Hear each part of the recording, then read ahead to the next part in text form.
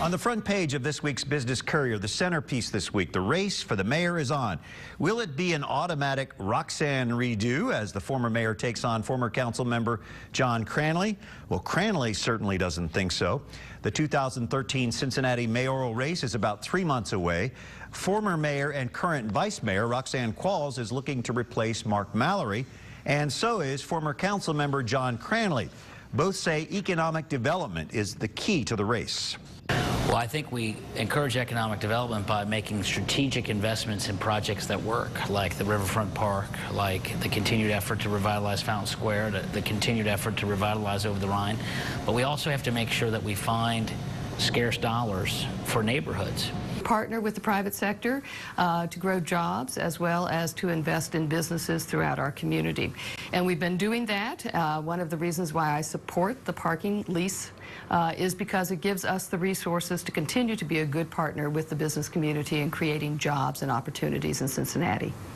The privatization of city parking that Qualls referenced and the streetcar are the most divisive issues among the candidates and the voters. Business Courier reporter Chris Wederick is tackling the two candidates, talking to them, and talks with us about the race. Chris, good to have you with us. Thanks for having me, Brian. Okay, so we talked about the streetcar, the privatization of parking. Aren't those done deals? Cranley doesn't think so. It's something that he wants to come in and he wants to try to stop those two deals, and that's kind of what his campaign has been based upon mostly. He's really pursued those two issues as evidence that Qualls and the outgoing mayor Mark Mallory have taken the city in the wrong direction. Now, these two have quite different personalities. How does their approach stack up to one another, and how do you think that will serve each of them in this campaign? Well, I think Qualls is kind of, she's kind of a more cerebral, more, low-key candidate. She tries to explain things. She talks, as I wrote in the story, in paragraphs, while Cranley kind of punches his sentences, makes them very short and to the point. They're two different kind of leaders, I think.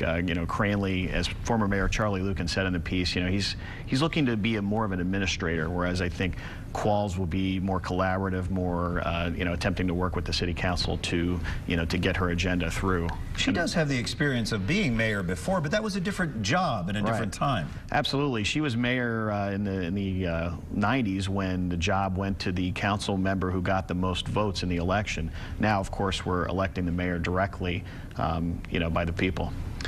So where do you think this is going to go, and how do you plan to cover it as a business story with the Courier? Right. I mean, the parking lease and the streetcar are two very important issues to the business community. The streetcar because some people think it's a boondoggle and that it costs too much money and that it'll put the city in the red for a long time.